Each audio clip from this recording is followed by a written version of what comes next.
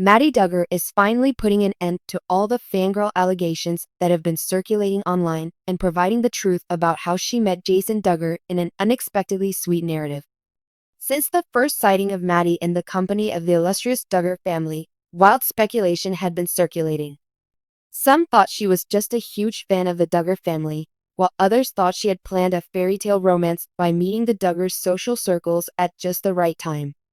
The genuine story, told by Maddie herself, is both incredibly touching and surprisingly grounded in reality. Concerning allegations that she was already a fangirl of husband Jason Duggar and his famous family, Maddie Grace Duggar disclosed the real story of how they met. In their first ever joint YouTube Q&A video, which went live on Thursday, April 24th, the couple said that viewers were most interested in learning how they met. "We actually met through Instagram," 21-year-old Maddie said. "Someone said I'm a crazy fangirl. I certainly wasn't a crazy fangirl, but now I'm a fan of Jason. My family did watch a few episodes, like on a beach vacation randomly," Maddie said, although she denied being an avid fan of 19 Kids and counting on while she was a kid. A video showing the current locations of all the Duggar children appeared on my TikTok feed one day as I was scrolling. "Oh, I remember them," I thought to myself. "I'm familiar with them," she went on to say. "I thought, oh, he's adorable," as Jason's face appeared. "I'm the same age as him. This guy intrigues me. Tell me more." According to Maddie, she, as one does, checked out 25-year-old Jason on Instagram and thought, "He is cute, he works out." The reality star, she claimed, was showing her around his treehouse when she happened across him. "To be honest, I liked it and thought it was awesome. As far as it went, I really doubted that would lead to anything. He was merely an attractive Instagram user. He's quite awesome, and he posts awesome stuff." Since Jason isn't extremely tech-savvy and doesn't use Instagram very frequently, he initially missed Maddie's like signal, as he said. While navigating to his likes, the Arkansas native stumbled onto Maddie's heart and the fact that she followed him rather than the message button. After reading Maddie's profile, Jason was pleased to learn that she was Christian and pretty hot. He was moved to tears when he saw a Bible verse that spoke directly to him. Around a week later, Jason decided to contact Maddie, saying, "I texted her around New Year's." Maddie elaborated by saying he offered her his number and they chose to text instead of using Instagram direct messages. Maddie described their first encounter as awkward, but adding that they were excellent friends overall. For Jason and himself, "It's just odd when you don't know someone," he continued, "and the FaceTime calls were really strange. The talks weren't working, and there wasn't much chemistry, according to Maddie, so they opted to remain friends. It all came together at that moment. I felt liberated to be myself now that we're just friends," the Tennessee resident explained. "I was like, whoa, once we dropped the pretense and were genuinely ourselves. Wow, this chick is just extraordinary." According to Jason, she is perfectly ordinary, has a great heart, and loves the Lord. "I had a revelation at that moment. I genuinely adore his girl."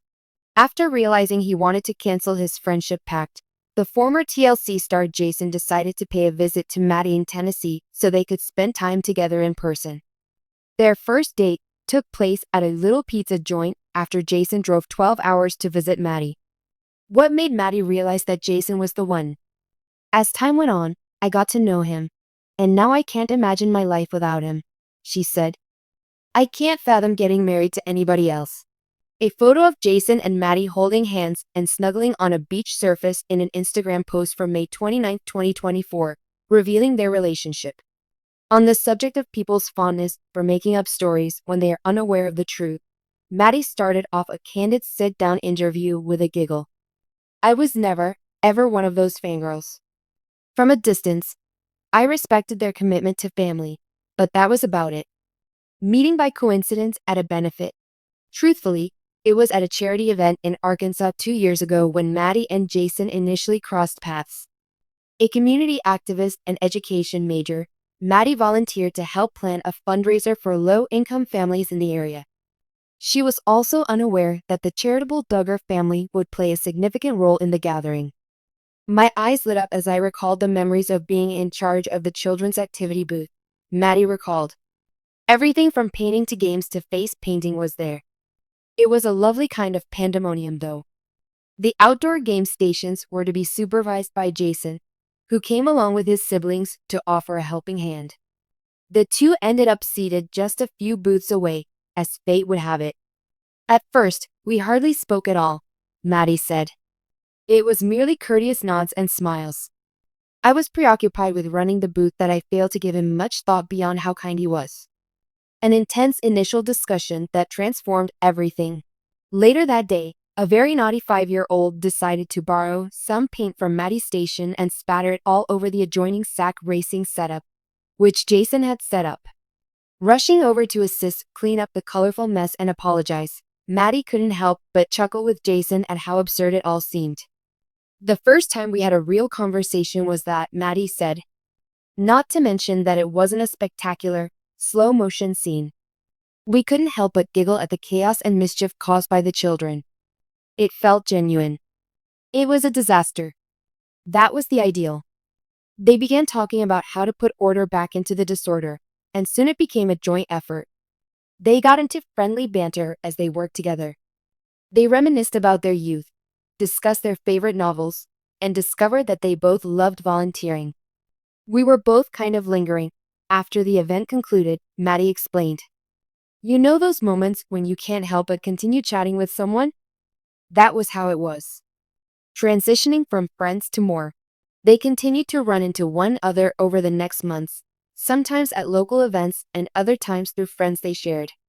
Naturally, the friendship blossomed. Always the gentleman, Jason refrained from pushing. His presence alone was enough to put Maddie at ease. He was encouraging, friendly, and full of playful jabs. I was particularly pleased by Jason's honesty, Maddie remarked. Never in his life did he pretend to be someone he wasn't. His character is one of real goodness. When asked about her initial hesitation to pursue anything seriously, Maddie acknowledged that it was in contrast to the fangirl rumors that later circulated on internet forums. I was absolutely terrified, she confessed while laughing. Not because of Jason personally, but because of his prominent public persona. I cherished my serene, limited universe. Adapting to the idea of being the center of attention all of a sudden wasn't simple. Jason, though, was ever the patient type and never hurried her. We can go through this together, as gently as you need. His words came again and over again. That meant the world to me, Maddie replied, her expression betraying her emotions. Take a stand against the fangirl rumors. Photos of the couple, who attended a friend's wedding together, initially went viral on the internet. Some commenters accused Maddie of being a fangirl who had deliberately sought out Jason based on her previous social media statements regarding faith and family. To be honest, Maddie admitted that it stung. No one knew my true feelings or character, so they formed assumptions. They failed to witness the many hours we devoted to prayer over our connection, or the profound bond that developed between us prior to any romantic involvement.